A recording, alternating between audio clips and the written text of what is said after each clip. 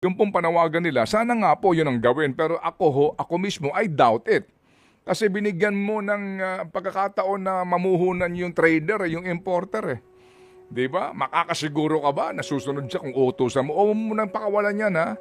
O, gumastos ka muna sa cold storage, hindi po ba? Negosyante nga yan. Bottom line dito, parang meron pong disconnect na naman yung DA sa farmer. Sinasabi nila baka 2 linggo lang ho naman ito, sandali lang, aani na kami. Sasabayan po ninyo. Ngayon pa lang daw po, may epekto na sa presyuhan sa farm gate dahil nga sa balitang ito. So kung meron ka ng kadil at bibilhang ka ng 50 pesos, medyo lamang-lamang ka na ron, may bawi ka na doon, narinig noong pong namimili po sa mga farmers, sandali lang, baka medyo hindi ako makasabay dito sa paparating na imported, o wag muna tayo mag-deal, hintayin muna natin to kung magkano presyuhan. Nakita ho ninyo? Hindi ba? Mahirap bang intindihin yan, unawain yon? Kaya ho,